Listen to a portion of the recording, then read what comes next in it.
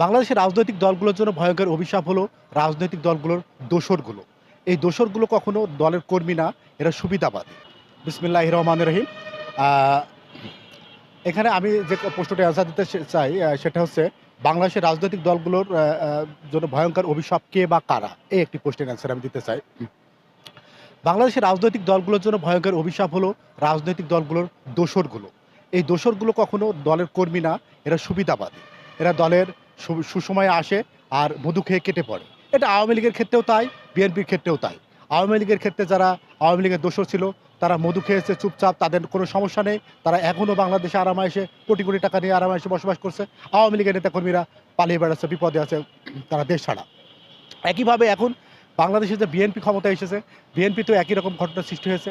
বিএনপিতে বিএনপির যারা সাধারণ নেতাকর্মী তারা সুবিধা পাচ্ছে না। কিন্তু আওয়ামী লীগের যারা দোসর ছিল তাদের হাতে টাকা পয়সা থাকার কারণে তারা আমাদের বিএনপির নেতাকর্মীদের অনেককে কিনে নিয়ে তারা ফ্রন্ট লাইনে এসে তারাই আবার রাজত্ব করতেছে। এটাই আমি মনে করি রাজনৈতিক দলগুলোর জন্য ভয়ঙ্কর এক অভিশাপ। এই অভিশাপ থেকে রাজনৈতিক দলগুলোকে বেরিয়ে আসাটা খুবই জরুরি এবং এই বেরিয়ে আসার পথ খুঁজে বের করাটা, উপায় বের করাটাও আমি মনে করি রাজনৈতিক দলগুলোর জন্য একটা দূরদর্শী চিন্তা হবে, এটাই আমি মনে করি। জি, আসসালামু আলাইকুম।